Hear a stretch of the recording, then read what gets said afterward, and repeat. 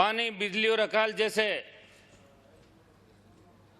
महत्वपूर्ण मुद्दे पर चर्चा हो रही है और हमें इस बात की खुशी है कि विपक्ष के साथ साथ सत्ता पक्ष के भी करीब करीब सदस्य जो यहां भाषण दे रहे थे, उन्होंने भी पानी के मामले में, बिजली के मामले में कैसे सरकार सुविधाएं दे, उसके लिए इन्होंने अपनी बात कही। तो निश्चित रूप से आज प्रदेश में विकट हालात है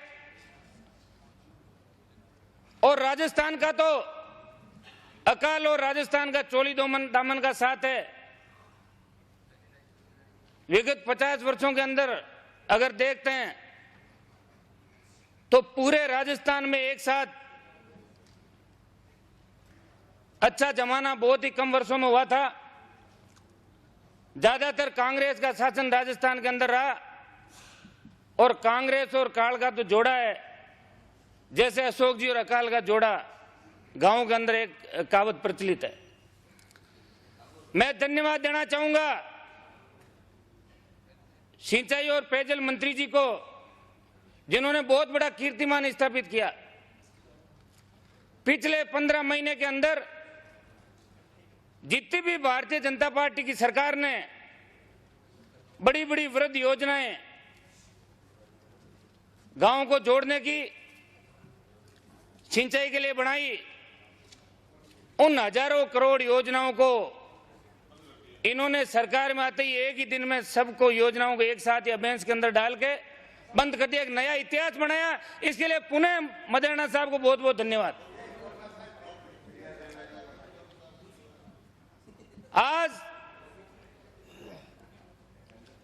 पेयजल की स्थिति पूरे राजस्थान के अंदर विकट है।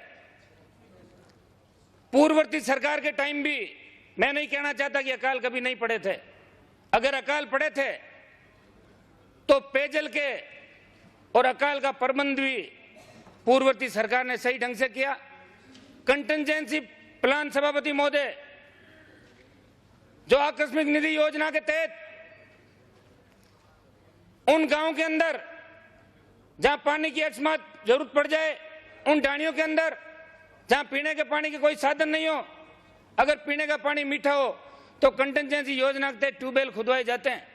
लेकिन पिछले 15 महीने के अंदर कंटिजेंसी योजना का आकार पिछली कंटिजेंसी योजनाओं के आकार से घटा के मात्र 15 और 20% कर दिया।